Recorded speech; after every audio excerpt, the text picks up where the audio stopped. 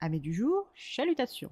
Pour les petits nouveaux, moi c'est Sekhmet et je vous souhaite la bienvenue dans mon podcast littéraire. Dans mon émission, je vais tenter 3 fois par semaine de vous donner envie de découvrir des livres de tout poil, récents et moins récents. Alors, si ça vous tente, c'est par ici la suite. Aujourd'hui, je vais vous présenter Les Saisons de la Tempête de El Casimano, publié aux éditions de Saxus. Dans ce roman de fantasy, nous allons faire la rencontre d'un groupe de jeunes garçons, tous pensionnaires au centre éducatif pour garçons de Winter Ridge Academy. Ce centre se situe près d'une piste de ski, mais même si les vacances de Noël battent leur plein pour un grand nombre d'étudiants, Jack Sullivan et sa bande sont toujours coincés au pensionnat.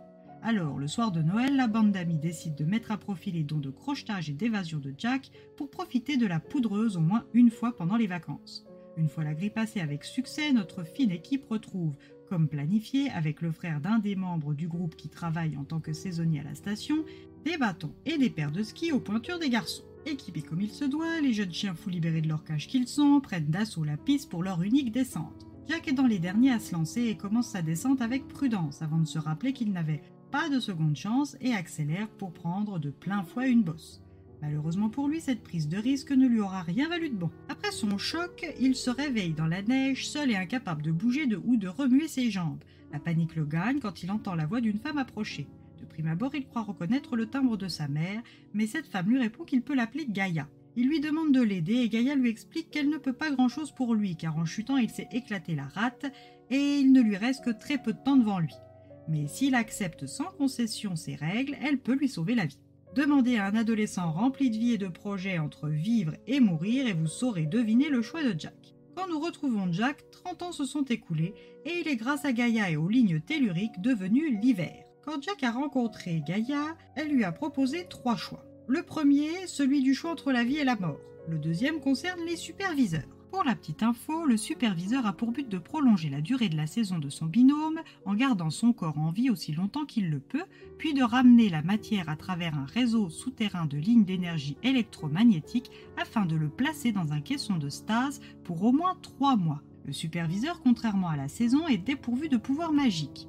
Pour choisir son binôme, il faut sélectionner un autre jeune au seuil de la mort à sauver afin de faire de sa vie une dette éternelle envers vous. Cette personne sera ensuite coincée avec vous pour l'éternité. Et le troisième et dernier choix est celui de la nouvelle identité. Jack a donc choisi de vivre. Il a sauvé Harry Berkowitz pour superviseur en le sauvant d'une noyade dans un lac gelé que ses camarades harceleurs l'ont obligé à traverser alors que la pellicule de glace était trop fine.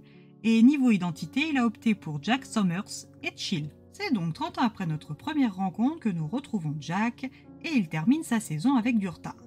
La saison suivante est Fleur Atwell avec sa superviseure, Poppy Withers. Fleur et Jack ont des sentiments interdits l'un pour l'autre, un peu comme Roméo et Juliette, et vont décider, avant que Fleur ne doive le tuer, ou plutôt le renvoyer en stase sous l'Observatoire Royal de Greenwich et du Méridien originel, en attendant que sa saison revienne, de couper leurs émetteurs. Ces petites choses sont comme des traceurs et permettent à leurs binômes de les aider dans leur quête, de les ramener dans leur cellule de stase et accessoirement d'être suivis par Gaïa et Chronos qui se divertissent de voir tout leur sauvetage s'entretuer saison après saison. Et pour rendre le tout plus attractif, un système de points de récompense et de sanctions a été mis en place, ainsi que des règles strictes interdisant tout contact physique entre les saisons autres que ceux en lien avec le meurtre. Zack et Fleur savent qu'ils jouent à un jeu dangereux, mais sont prêts à assumer les conséquences pour quelques minutes off, juste tous les deux, avec leurs rêves. Jack est ramené dans sa capsule de stase in extremis et ne se réveille que 3 mois plus tard, un peu dans le cirage. Chill lui explique ce qui s'est passé et le laisse se remettre en route. De son côté, Fleur, qui fait son travail de printemps, attend avec impatience l'arrivée du beau Julio Verano l'été. En attendant Julio, Fleur se voit imposer un reconditionnement par Douglas Lost, Noel Eastman, Lixu et Denver, les membres de la garde de Chronos. Les gardes sont tous d'anciennes saisons upgradées, puis dotés des 4 pouvoirs élémentaires les rendant quasi indétectables par les saisons. Ce sont des chasseurs d'élite qui font respecter l'ordre dans le campus. Douglas et son équipe veulent savoir les raisons de l'incident avec Jack et vont utiliser leur pouvoir pour le savoir sans réussir à la faire craquer. Quand Julio la retrouve, lui qui est une saison depuis plus longtemps que Fleur, sait ce qu'elle a subi et comme lui est amoureux d'Amber, Chase, l'automne de 20 ans son aîné, en tant que saison, il comprend Fleur. Comme chaque année, Fleur boit le poison de Julio et retourne sous l'observatoire attendre son prochain retour, synonyme de retrouvailles avec Jack. De son côté, Jack est convoqué chez Gaïa dans le Crux. Cette pièce est au centre du campus et est le centre névralgique de l'observatoire. Gaïa ne va pas le punir comme il le pense, mais le récompenser en lui offrant l'ancien poste du professeur Daniel Lyon dans le Nord-Amérique. Jack va devenir l'hiver en Alaska. Avant sa relocalisation, il a 18 mois devant lui, et encore une saison avec Fleur.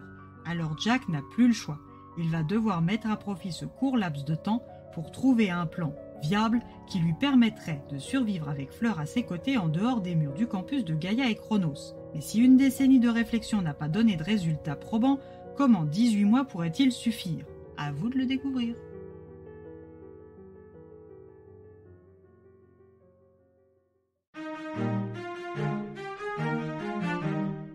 Une lecture agréable dans un univers bien amené. Des questions existentielles de fond et des débuts de solutions sont explorés. Une narration rythmée et plutôt sympathique, jolie découverte. Et bien voilà, j'en ai fini pour aujourd'hui. J'espère que cet épisode vous aura plu et vous aura donné des nouvelles idées de lecture. Si vous souhaitez découvrir d'autres petits bonbons littéraires tout droit sortis de ma bibliothèque, je vous retrouve le mardi 28 novembre prochain pour un nouvel épisode. Et si d'ici là je vous manque de trop, n'hésitez pas à me rejoindre sur mon compte Instagram, @leslecturesdeSekhmet. Sur ce, salut les amis et à la prochaine!